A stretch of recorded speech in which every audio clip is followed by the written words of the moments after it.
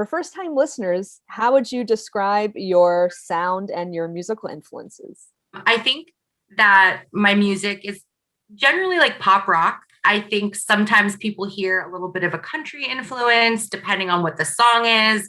I don't know where it comes from, but I do love country music. My influences tend to be a lot of pop artists, singer-songwriter type artists. Nice, nice. And you're from around Tom's River?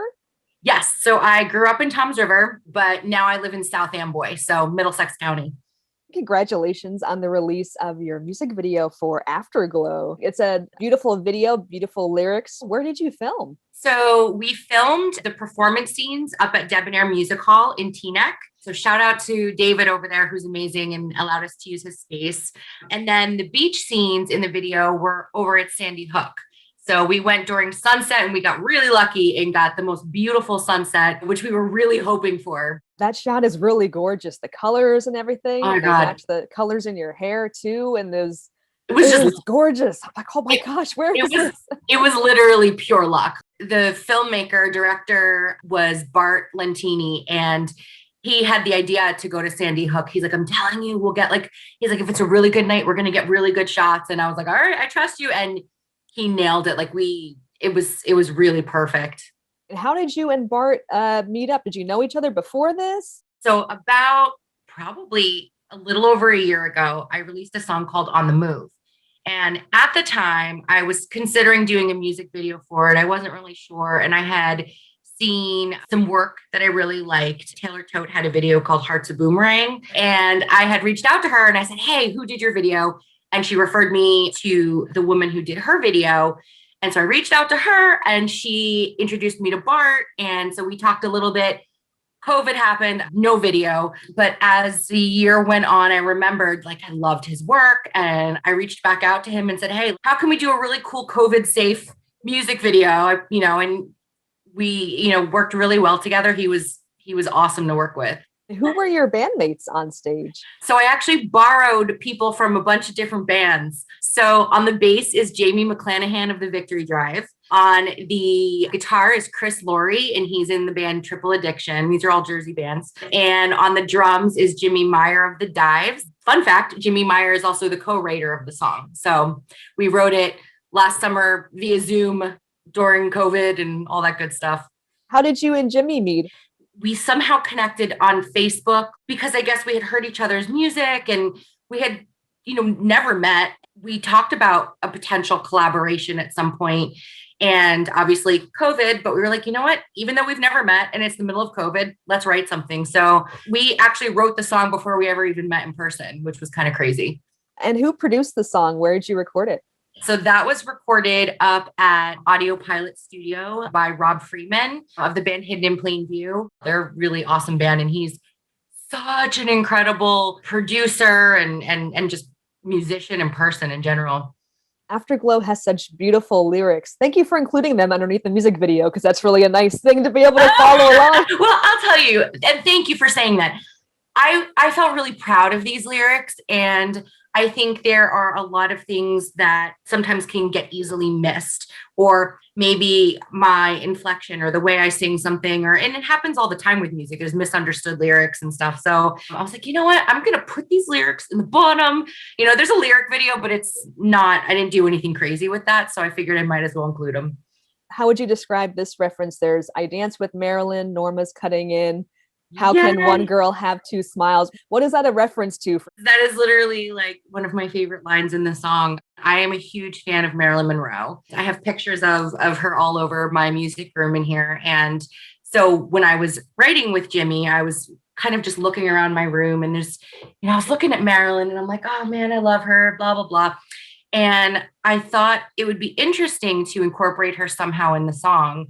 Her birth name is Norma Jean Baker. So for those who don't know, so the idea behind that line is, number one, the song is about kind of going a little crazy during, for me personally, it's quarantine, but could be anything for anyone where things are just rough and you just feel like you're going bonkers. And I think the imagery of having like these two personalities and one person kind of combined, to me just seemed kind of like a cool visual. I think it also shows that there's always going to be a little bit two sides to how someone feels. And I think, yeah, I just thought it was a good visual for a good representation for feeling that way.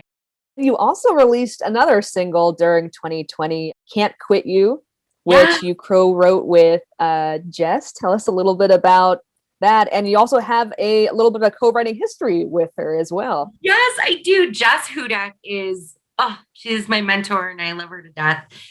So quick backstory about Jess. I started off as her vocal student a few years ago. This is before I had even started even thinking about writing. We were working together and she said, try songwriting. Like, I feel like there's this artist within you and I think you should do it. And I was like, what? You're nuts. I can't write a song. And she really motivated me. And we wrote my whole first EP together, my EP Wildflower. We kind of came back together early 2020, maybe, might have even been the end of 2019, and started writing Can't Quit You together. It kind of came about because I had been having there was this kind of like emotional roller coaster about like, do I want to keep doing music? Do I not want to keep doing, like, there's just always this like constant battle as an artist about whether or not you should even try. And so funny enough, the song comes off as a love song, but it's really my love song to music about how it doesn't matter what's going on and how much sometimes it can hurt being an artist and really trying to do this thing. I just can't quit it. So I always love writing with Jess. Like, she's the reason I do this.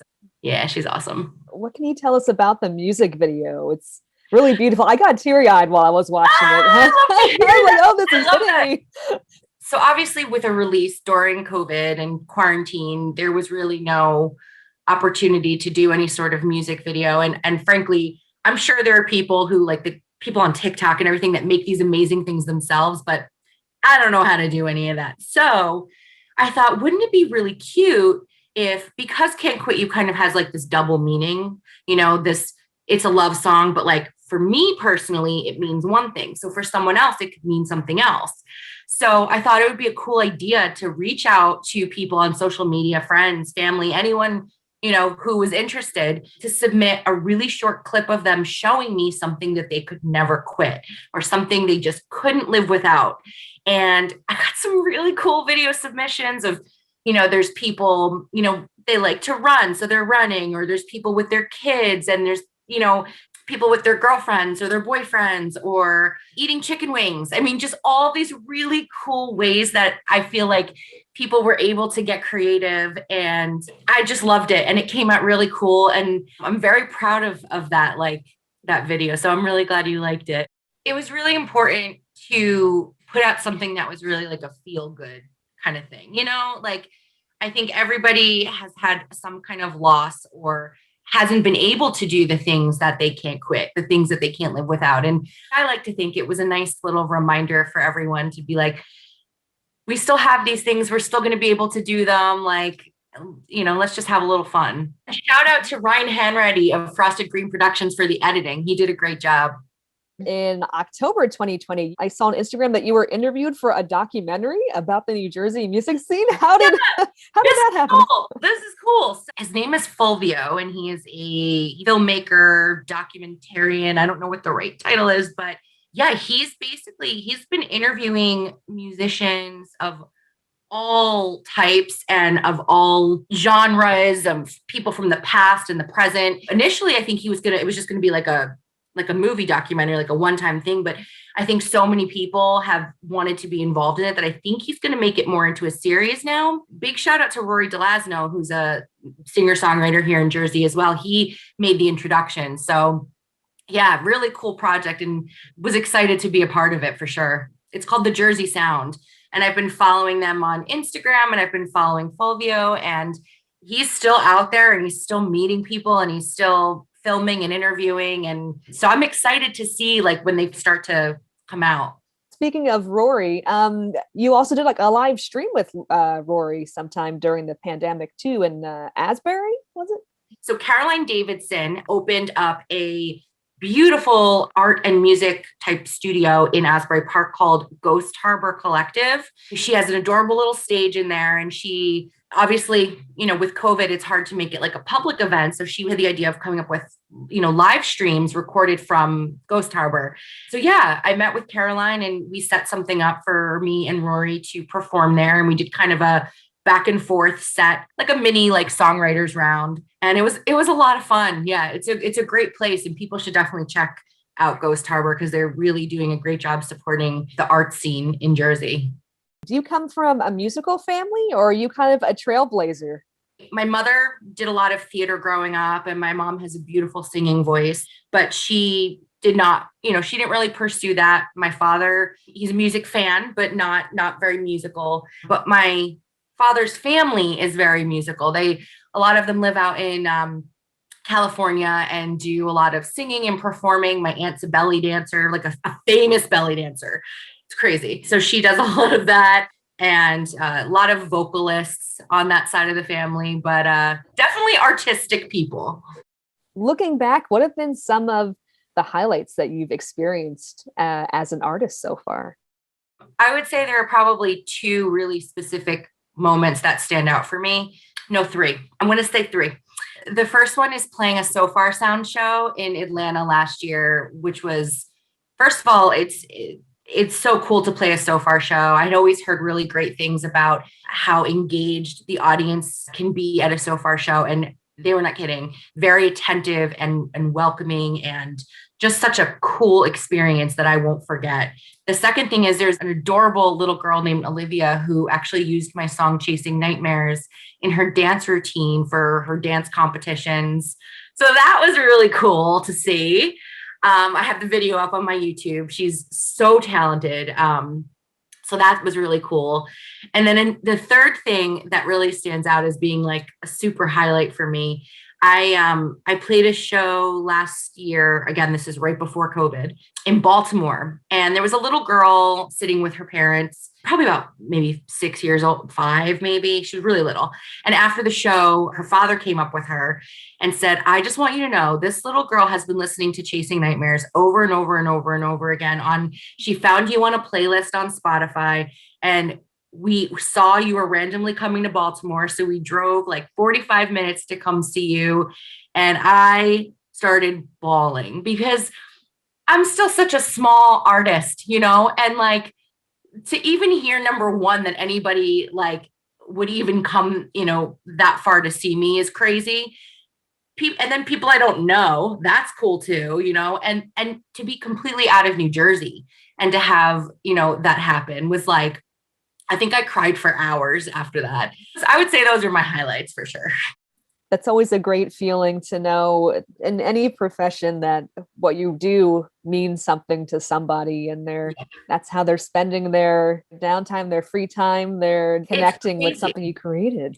It's literally crazy. And I say, especially, I've only been doing this for about 3 years, and I'm just a local artist here in New Jersey. So the fact that like, people want to hear what, and it's not going on deaf ears. It's just like, it's one of those things that's just like, keeps you going. Are there any words of advice or encouragement that you would give to people who are trying to, and not just artists, but really anyone who's kind of just trying to wrap their head around how much the world has changed, and they're just trying to stay, productive, or even just stay mentally healthy? What would you say to them? Oh man, I wish I had the answers because I'm still working on it myself. I think personally what's helped me, I think I allow myself the time to take a break if I need to, instead of forcing it. So for me specifically, when it comes to, being creative or trying to put this pressure on myself to write a new song that I think is great, I think sometimes it's okay to tell yourself, you know what? I need a break right now. There's no pressure. The song will come when it comes. And I think that's with anything that anyone wants to do or create. Just let yourself off the hook a little bit and be kind to yourself, because I definitely think it's hard when a lot of things in the world right now are out of our control. The only thing we can control right now is ourselves and how we handle it. And for me, it's been working on being kinder to myself and not putting so much pressure on myself to create. And also, I've actually been journaling a lot. I find that it can be very therapeutic, especially in these times where, although we have social media and we have, video chats and things like that, it still does feel lonely and disconnected sometimes. So I think it definitely helps to write things down and get it out. Is there anyone who you'd like to give a shout out to, whether it's family or friends or other artists or favorite Oh restaurants yeah. that are closed or businesses or Oh, anything or I love venues that. I or love that. I think my big thing is it's important to think about obviously supporting independent artists and independent music, but also local mom and pop businesses. I think right now are the ones that are hurting the most. So my shout out is to all those who have been pushing through, when it's been a difficult time, when it's hard, and just a shout out to all the people who've been staying strong and pushing through and still creating. I know it's been hard to, as a musician, to shows are canceled, and we're trying our best. And so yeah, so shout out to all the people that are struggling and doing their best. I saw you did on Instagram January 29th or so. You would post like a little sneak peek, like a clip of Falling Apart. How long has this song been brewing and how did it get to where it is now? Yeah. Yeah, no, that's a very good question because I feel like this song has been the longest journey of all my originals. During 2020, when we were obviously all in lockdown, I found myself not super inspired, but there was one day where I just got this melody and idea in my head for a song, and I would play it on the piano over and over again. And I knew kind of like that this would be a really catchy chorus, and I had lyrics ready for it and everything. And no matter what I did, I couldn't finish the song. So I just kind of put it on the shelf, kind of put it aside and was like, whatever, maybe I'll finish it another, someday. I had already been familiar with April Rose Gabrielli's music prior to all of this. She was in a bunch of different rock bands, and we had connected a little bit on social media at some point when I first started doing music in like 2019, 2018. And I had always been a big fan of her writing and her music. And so she released her first solo single called Do You. And as soon as I heard it, I was like, you need to tell me who produced this. Like, this is just incredible. I love it. I've been trying to figure out a way to take my music to a different, I don't want to say different level. That sounds so cliche, but like literally try and go a little bit more outside my comfort zone. And so she was like, oh, actually, I produced it along with, his name is Kulick, is his artist name. And I was like, well, how do I work with you guys? Because I need to find a way to make this happen. And I brought them the chorus melody that I had and the lyrics that I had. And I went out to see them for a weekend. They live out in Pennsylvania. And we just spent the weekend like finishing the song, writing it, producing it, everything was done in 2 days. I was just so proud of it. And it was just such a really good experience working with the two of them because I absolutely admire, them as artists, but as writers as well. So it's a lot of fun. From checking out the little debonair clip that I got a bit of the lyrics. I keep on falling apart in all the right places, taking my time to find the right pieces. Yes. I love that. Thank you. It's so interesting because it seems in line with your previous songs like Afterglow and Can't Quit You. What can you tell us about kind of like the lyric writing process? What initially inspired it? Was it something from personal experiences? It definitely came from a personal experience. And to be honest with you, I'm trying to be more vulnerable when I talk about, I guess, the stories behind my songs, right? So around that time, I had just been diagnosed with an eating disorder and I felt very confused. I had been doing a lot of reflecting about how it took me this long to kind of figure out, what was going on and how hard the work was and the healing process was. And so the idea behind the song was that, yeah, sometimes you have to fall apart and you have to break and you have to do all these really hard things in order to get to a better place and to be, whether it be in recovery or whatever it might be that your struggle is, right? Like sometimes you just have to, pull out that splinter. It's going to hurt, but afterwards it's going to be a lot better. And so one of the things I wanted to do with this song was like, show that it's okay to feel vulnerable. It's okay that we like have to suffer and struggle and all of those things. But I wanted it to be uplifting and empowering, that it's worth it. That's a beautiful message. Thank you for sharing that. A great thing about music, the way that music can make people feel less alone, can make them have a sense of belonging and keep them kind of, pushing through. I know music has really helped me get through some really tough times, and it's just such an amazing medium in that way. And it also kind of is a testament to your artistry too, that you can write and create something that can bring people in. Something I've noticed with your music, it's kind of like you give your listeners like permission to kind of just sit and stop and reflect on the things and the people that they have in their lives, which I think is really important, to just kind of soak that all up. That makes me so happy to hear that you hear that, because I feel like that's something I've been working on for myself. I think I've always been very good at just being like, okay, I don't need to feel sad. I need to find something to make me feel better. Or, what is the point of feeling this feeling? Right. And I feel like I have been working really hard to like embrace that. Embrace those feelings, allow yourself to feel them. It's okay. We don't have to sit in them forever, but there's nothing wrong with having them.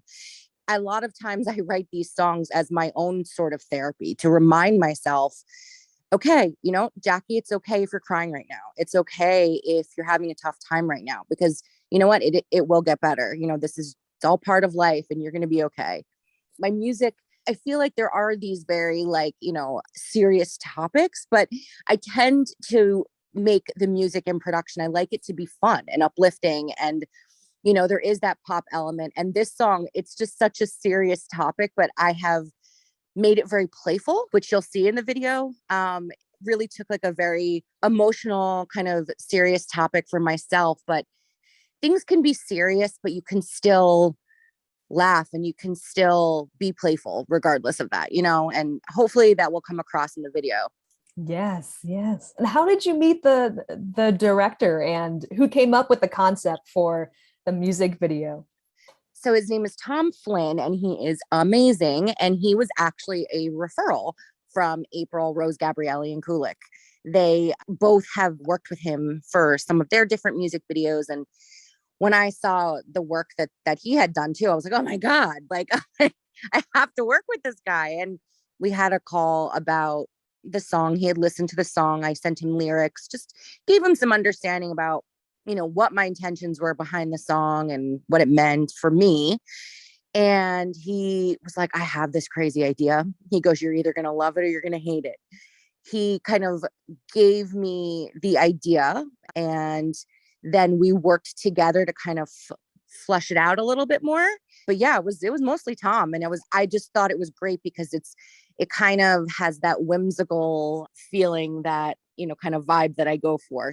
The people that were in this video were all friends of mine. Some are other musicians in the Jersey music scene, and they were just such sports. I'll just tell you that they were really good sports. And it was a very cold day. Was that late fall or early winter? Or? Oh my gosh. It was, probably early winter. I want to say like November or December. So yeah, it was very cold. I felt terrible, but they're all good friends. Where did you film? Is it filmed in New Jersey? Yeah, actually in my like neighborhood. So in South Amboy.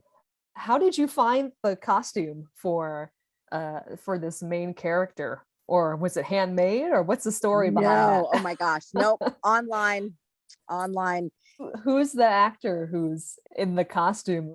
So he is going to create a reveal video that I will post on social media so you can see who it is. But he's an amazing guy, and really he knocked it out of the park. To be able to do any sort of like acting while wearing a head like that just shows, he did a great job. Tell us more about April Rose and Kulix. They are like the dynamic duo. I swear they make magic when they work together. They're both, touring musicians. April's actually in Kulick's band. She plays the keys and backup vocals. And then she also obviously has her solo project, which is going incredible. Her song Do You, which was her first single, like was charting on Billboard, hot AC charts and things like that. They're both just amazing. And I feel so incredibly like blessed and lucky to have had the opportunity to work with them, but also to now say they're my friends. You know, they're just really great people. When we went to write this song together, when I went out to Pennsylvania, it was maybe like October. I honestly was really forcing myself to do it. I have not been very inspired. I have not really done much with my music in a while. I released some covers last year, but for the most part, I haven't released anything original in about a year. I was like, I'm going to do this. Look, you're going to work with new people. It's going to be good. It's going to be good. And I left that weekend feeling so re-inspired and feeling like, okay, wait, okay. I still love this. Thank God. Yes. Where did you record the song? Who'd you record with? What did you with them in the studio with them? Okay. They co-wrote with me. They wrote, produced, mixed, mastered, all of the above. We did it all in 2 days, which was insane. And yeah, they're very multi-talented people. But they have a home studio and it's amazing and beautiful. And it was just such a great experience. And it was a very comfortable experience too. I think sometimes when you're in like these more formal, big studios, it can be very intimidating. At least for me, I felt very comfortable being there with them. And so it was just a really nice, and they have this adorable dog named Ellie who made it even more fun. So, it was really a great experience. Do you have any other things that are in the works? It's funny. I feel like in the past, I think because I started doing this whole music thing so late in life, I felt like I was rushing everything and having to get the next song out and the next one and this and that. And I feel like I'm at a point now where I'm like, you know what? That's exhausting. And I don't listen, if I get a bunch of song ideas in my head and I decide to record and release them, great, we'll do that. But for now, I mean, I definitely have a phone filled with melody ideas and concepts and things, but nothing flushed out. Like everything is really just in lots of little pieces. And hopefully they'll turn into something kind of like Falling Apart did, where it just kind of started with a little piece of a couple things and, and then it came to life when, I found the right collaborators. So we will see. The music business, whether it be on a local level or, a global level, moves very quickly and people can forget about you very quickly. And people want to hear the next thing right away. But you know what? Putting the pressure on yourself to keep up with that just takes a lot of the joy out of what you're doing. And for me, I do this because I love it. And if people listen to it, that's a bonus, if people want to play it and whatever, and want to come see a show, that's a bonus. But I just don't want to feel that pressure, Is there anyone who you'd like to give a shout out to now a year later? Oh my gosh, I know. Honestly, I have to give a huge shout out to April and Kulick. They are, first of all, you guys need to check them out. April Rose Gabrielli and Kulick, Kulick. They are both incredible artists that are releasing just such great music. And they're also really wonderful people to support. And they have been so supportive of me. They've really changed my way of thinking with a lot of stuff in music that can sometimes make you feel a little bad or make you feel, a little bit, I don't know, like knocked down, and they are just so uplifting, talented, wonderful human beings. So yeah. Yep. Everyone check them out. They're great. You had mentioned some of the highlights that you had. Have you still been getting people reaching out? I actually just saw a family friend last night and her daughter was like, I told my friends that I know a singer. I was laughing because it's that. just, I just think the little kids are just too cute. And, she was telling me, she's like, I love your song Wildflower. I think she's 8. And just hearing that, especially from little girls, like, I don't know. I just wish I had someone like that in my life, especially with music growing up as a kid. Yeah, I think that's so important, right? For little girls to have, positive role models. I noticed from this interview and also from your last one, you're so modest. Oh, For like the caliber that your music is at in terms of, you know, the lyrics and the melody and the artistry, you're so modest. oh my God. Thank you. Like really, it's like you have some bragging rights. You've got really like solid work that you put Oh, out. So You're gonna make me cry now. feel free to brag. You've earned bragging rights. You can brag. It's cool. Thank you. I'm definitely very proud of myself. I never thought I would, be able to do any of this, let alone like write originals, record them and share them with people. So it's just, to me, it's just, I'm just very proud of myself. So excited for this music video to drop and the, you know, the Me single and the too. music video drop and see what people's responses are and that kind of thing. But Me this seems too. really, really cool. It's definitely like, it's still, I feel like when you listen a little bit, it's gonna still have kind of like you're gonna know it's a Jackie June song, but it's definitely taking it to a different place, which I'm really excited about.